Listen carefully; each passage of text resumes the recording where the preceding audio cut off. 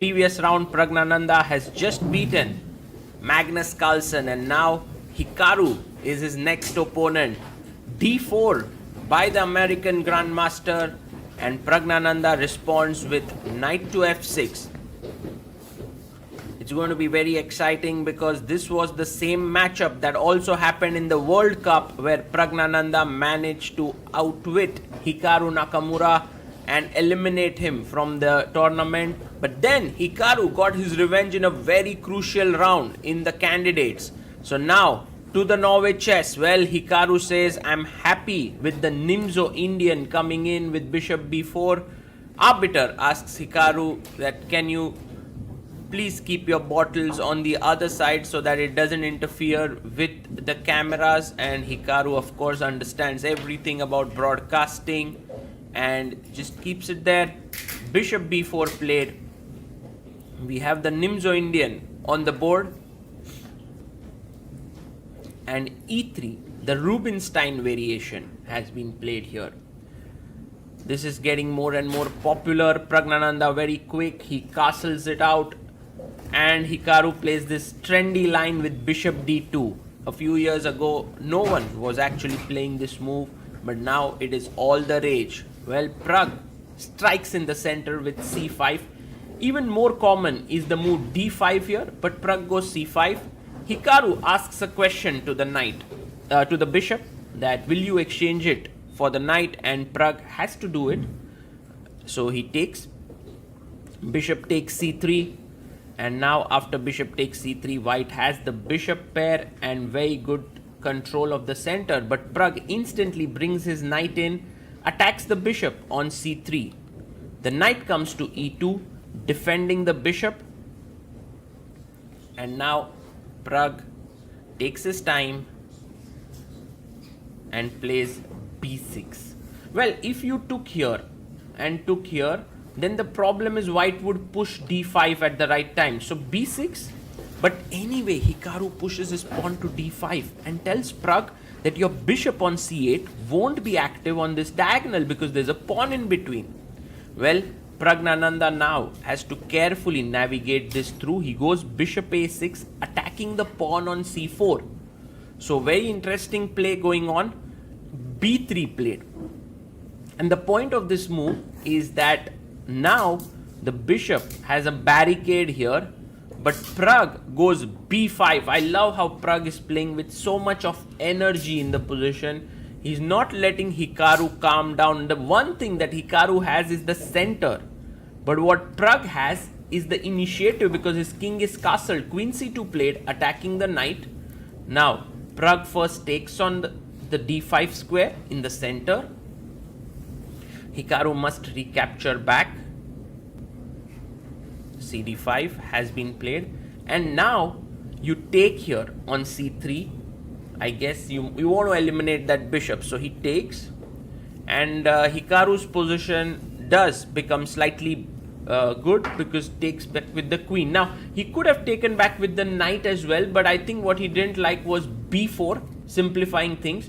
So queen takes c3 played, and now Pragg goes d6, just bringing this Benoni-like structure here, but with the pawn already on b5, he has more space, and that's already a good thing for him. Hikaru plays knight to g3, and well, if Hikaru can manage to get his central pawns running, that would create a lot of pressure. So a nice imbalance is shaping up here. Pragg develops his knight, and yeah, this is well defended for the time being. Even if you try a4, I have b4 hitting the queen, and then the bishops can be traded. So a very simple move by Hikaru. He says, let me just go bishop e2 and short castles. That should be fine for me. Pragg now brings his knight to the center, attacking the pawn on d5, so you don't have time to castle. You will lose the pawn here, and Hikaru brings his queen back. Also, now playing against the b4 move, so then a4 does become ideas at some point. Pragg, I think a very logical move here is rook e8, just putting the rook on the semi-open file. White's position is decent. Black should be happy with the outcome of the opening. And f3 played. I was expecting him to castle. But with f3, now the bishop no longer is looking here. h5, h4 can be a very interesting idea. Just imagine if you play h5, castles h4. Already it seems like black has the initiative flowing. But Pragg decides against it. He doesn't go h5. He plays queen b6, which is also an interesting move because when you castle now, there is a possibility to play c4. Well, Hikaru just goes e4 now. He connects his pawns. He opens up the diagonal of the queen. Also, knight f5 can be a dangerous threat. Pragg plays his bishop back to c8, controlling the square on f5. I liked it. Also, I'm sure that he considered c4, which is a nice move. But bishop c8 is played, a4 by Hikaru. And now, taking on a4 seems the most logical. You might want to go b4, but that just gives away the c4 square.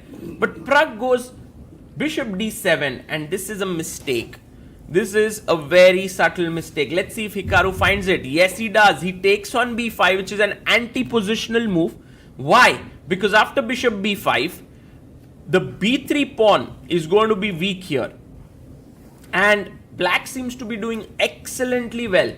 However, what Pragg has missed is first take the bishop, queen takes, and now a very strong move. Let's see if Hikaru manages to find it. It is basically putting your knight on the f5 square. Excellent move because not only creates the threat on d6, also prepares queen g5 in some lines. King can go to f2. There's no problem of castling. You can give up the b3 pawn, connect the rooks. Fantastic understanding by Hikaru Nakamura, but Pragg sacrifices a piece. Oh my god! What a move by Praggnanandhaa here. And Hikaru comes back. Magnus tries to see what's happening. Wow, this is very exciting. Pawn takes. Hikaru takes back, looks at his opponent. Pragg, what's your idea? Rook takes.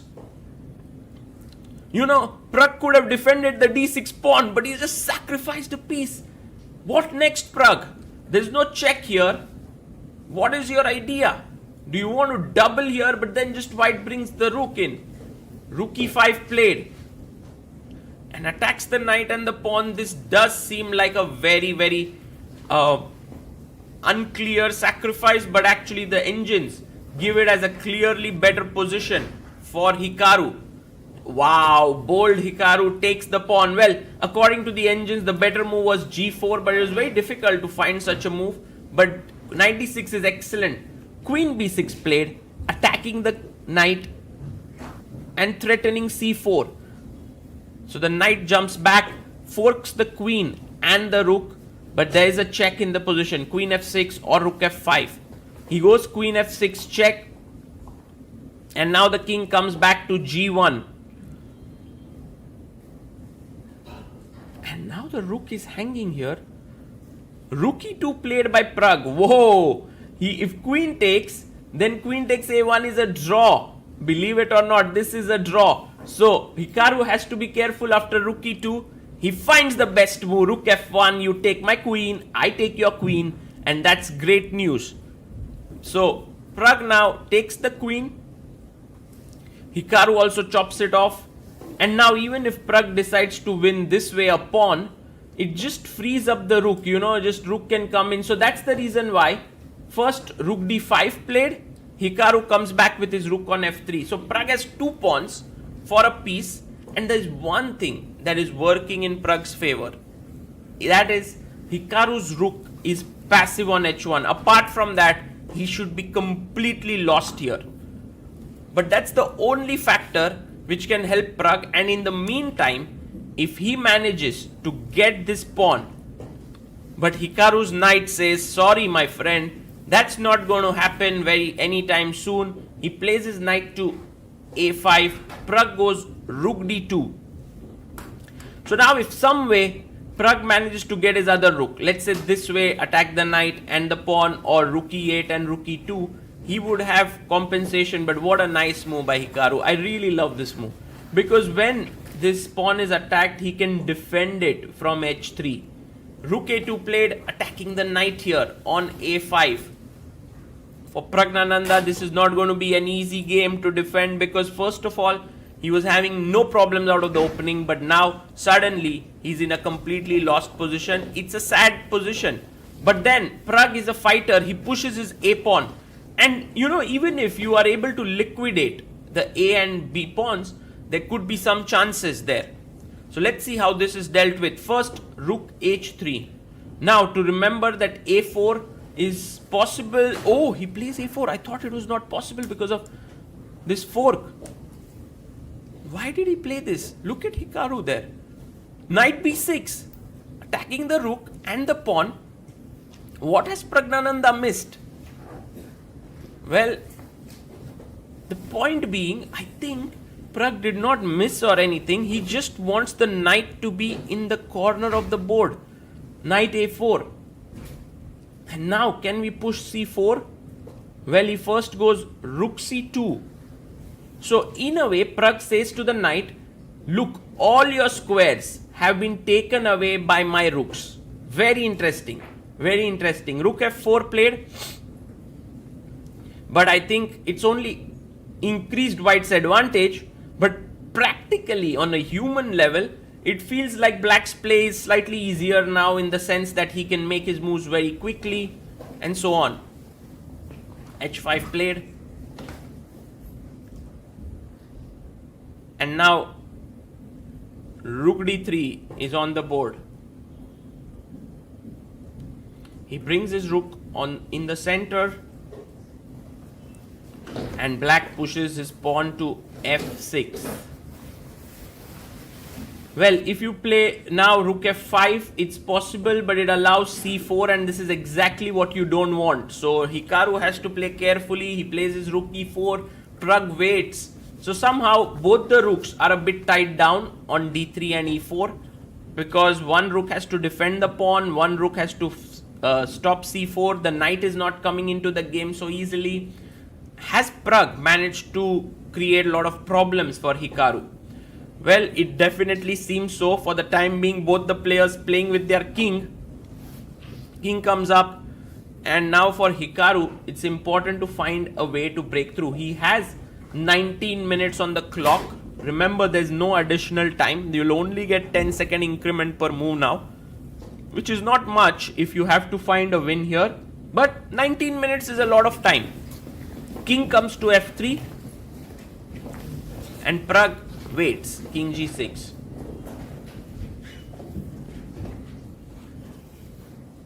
Hikaru also waits. Well, this is some kind of a waiting game going on by both the sides before white takes any steps to play for a win.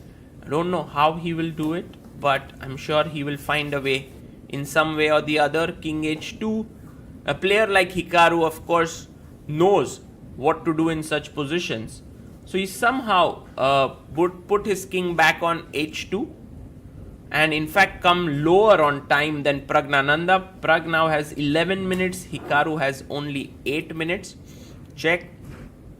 King f7. And now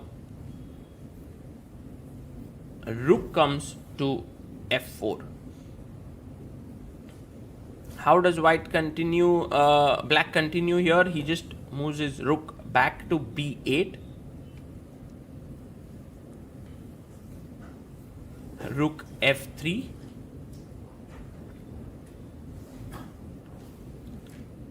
And now black just waits. Oh man, this is a big waiting game that's going on. King h3. And Praggnanandhaa now again waits with his king. And now Hikaru moves his pawn to g3, just clearing off the last rank. Maybe at some point he'll get some opportunity. King g6. You want to get your knight into the game, but how? This time rook e4. But how does it stop anything? I mean, I can just go back king f7. He goes king h6. This is what has been going on for a long time. Look at Hikaru. He's down to 3 minutes. He plays rook e3. Well, Pragg's move is ready. He's going to play rook king g6. Or is there some ideas now with king g6? Well, rook b5 played by Pragg. He changes his move. Maybe, I don't think that changes much. Hikaru playing rook d3. And now, maybe rook a5 would be very interesting with the idea of c4. But instead, Pragg goes back, rook b8. And Hikaru offers a trade of rooks. Rook c4. This is very interesting because if you see, now he's giving back the pawn. Hikaru has just 20 seconds. The way in which he's playing, he has to speed up. Now the c5 and c4 pawns are going to be traded. And this is the position that Pragg was angling for. However, you will see how Hikaru has slightly improved his position before going here. And in a way, he's telling Pragg that this position is lost for you. By the way, Pragg has played this with a knight and 2 pawns against rook and 3 pawns, like similar position against Evander Liang in the World Juniors before, where he managed to win with rook and knight versus rook. But here, take, and you can see Pragg being very sharp on the board because he knows that there are some drawing possibilities here. However, not that many. Hikaru has 1 pawn. If you are able to trade off that 1 pawn, somehow it's a draw.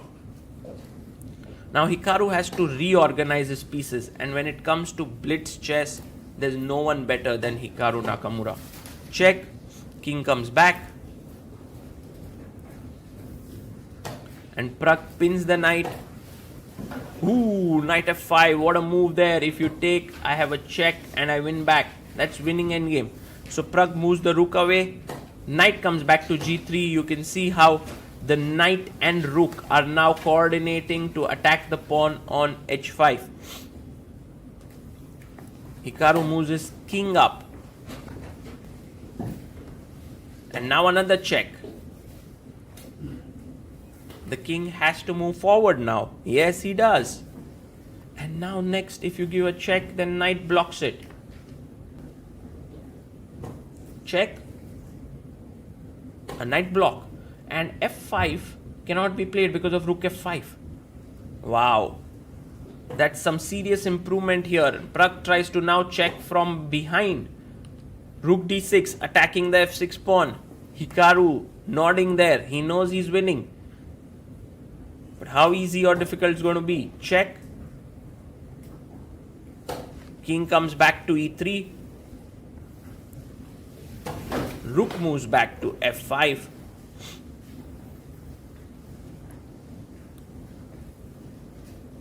And Hikaru down to 49 minutes. Well, up to, I must say, because he's gained time. He was down to 20 seconds. Now 49 seconds. Waits with his rook. Rook f1. You can see 24 seconds on the clock. Hikaru is not feeling that comfortable here. Pragg is giving some amazing resistance. Check is threatened now from g1. Rook e5 played. King moves up. Well, I think Hikaru has managed to somehow steady everything down, and I think he'll be able to convert this. He goes rook to f1. And now, you can see him nodding his head. I think it's one of the things which you should never fall for when facing Hikaru. He would nod his head, but it's not a sign that he's kind of winning or anything. It's just that he's showing confidence. He understands the position. He's just very expressive there. Knight goes back to c3. And now the knight plans to come to d5 perhaps. Put more pressure on f6. Rook a3, rook f4 played. And Pragg comes back. You know, the scope of play is so limited here that even though the knight and rook exist, they are not able to create so much play because the white king is not able to take part in the proceedings. So you have 2 attackers and you have 2 defenders. By the way, exchanging rooks is a lost position, so Pragg doesn't do it. 36 seconds for Hikaru. He waits. He waits here. Is this a fortress? Pragg moves his king. Interesting. What's Hikaru's next setup? Wow. World number 3 is being made to stretch here. Rook a4 played by Hikaru. And now we don't really have the main angle, so we're going to analyze the game from this one. Praggnanandhaa now makes his move, plays rook d6. Hikaru brings his king in to the game. And there you see him being relaxed now. I'm not sure if he knows how to sort of convert this, but I think he has understood that perhaps the knight has to go to f5 or knight has to go to f4 maybe. Aha, that's the point. Rook e5 and now knight to first a check, king g6, and now if knight f4 check, that seems like game over. You can see Hikaru just scanning the board, calculating all the lines, and he plays knight f4. Fantastic move with a check, and already king h6. The king would be tied down completely on the side of the board, and the winning expression can be seen there. Hikaru knows that the writing is on the wall, that he's done it here. But we have to wait and watch. Praggnanandhaa plays his king up to f5, but now with the knight taking away both these squares, it's game over. Rook h7 is on the board and Praggnanandhaa has to resign. He gives his hand in resignation.